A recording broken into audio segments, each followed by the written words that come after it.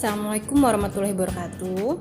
Sesuai dengan kesepakatan kita kemarin bahwa hari ini kita akan melakukan praktek mengenai pengukuran tanda-tanda vital serta pemeriksaan fisik pada orang dewasa. Baiklah, sebelumnya kita akan memperkenalkan dulu ada beberapa alat-alat yang harus disiapkan dalam pemeriksaan tanda-tanda vital. Oke, kita mengingat dulu tanda-tanda vital kemarin akan dilakukan 4 pengukuran, yaitu yang pertama pengukuran tekanan darah, pengukuran suhu, pengukuran nadi, serta pengukuran respirasi.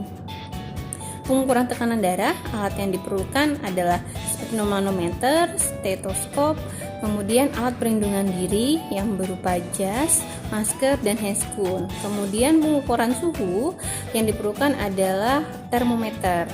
Kemudian untuk pengukuran nadi serta respirasi yang diperlukan yaitu jam tangan serta... Assalamualaikum warahmatullahi wabarakatuh. Baiklah, kita akan langsung praktek untuk pemeriksaan tanda-tanda vital pada pasien. Pertama, kita memperkenalkan diri dulu kepada pasien dan menjelaskan kepada pasien tujuan dari pemeriksaan tanda-tanda. Assalamualaikum Ibu Cynthia. Iya, perkenalkan saya Bidan Jul yang bertugas siang hari ini. Saya akan melakukan pengukuran tanda-tanda vital Ibu, diantaranya pengukuran tekanan darah, pengukuran suhu, pengukuran nadi dan respirasi. Tujuannya adalah untuk mengetahui keadaan Ibu dalam keadaan baik atau tidak. Apakah Ibu bersedia? Bersedia, Bu. Baiklah Ibu Cynthia, saya akan mempersiapkan alatnya terlebih dahulu ya.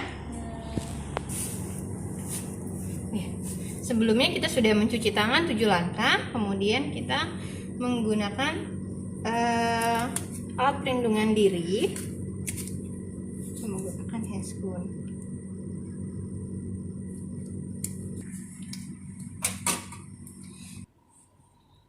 Ya, kita menggunakan sphygmomanometer air raksa yang sebelumnya.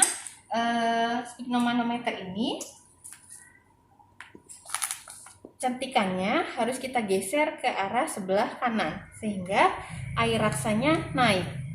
Kemudian setelah itu kita letakkan di sebelah lengan pasien. Lalu kita meletakkan manset di lengan pasien sepertiga dari arteri radialis.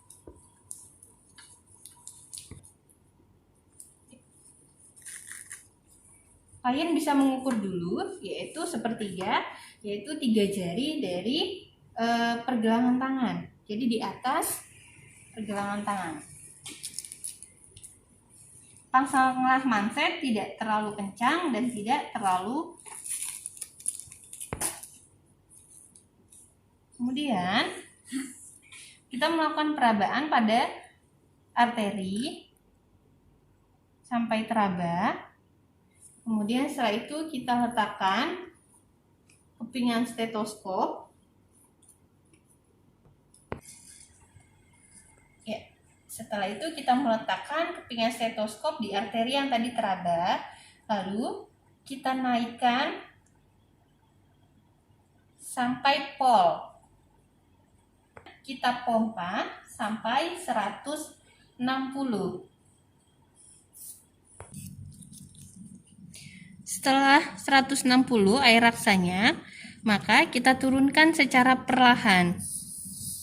Sambil kita dengarkan bunyi dek pertama.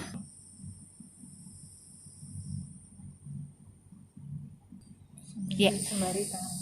Tangan kanan sambil menurunkan secara perlahan ini kan? Sentimeter. Tangan kanan sambil menurunkan secara perlahan tensimeter sampai terdengar bunyi dek pertama dan dek kedua. Setelah itu kita lepaskan manset dari lengan pasien. Kemudian membereskan kembali ke dalam tensimeter dan memasukkan kembali air raksa dan menguncinya ke arah sebelah kiri. Kemudian kita membereskan alat. Kita akan melakukan pengukuran suhu badan pasien. Di sini ada termometer air raksa dan termometer digital.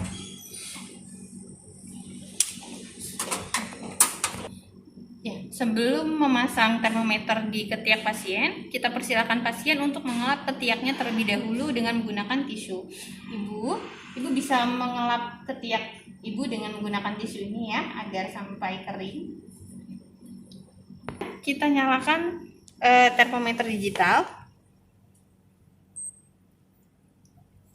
sampai seperti ini. Kemudian kita masukkan dan kita tempelkan di ketiak pasien. Ibu silahkan tempelkan di dalam ketiaknya ya Bu ya, dengan bunyi tit.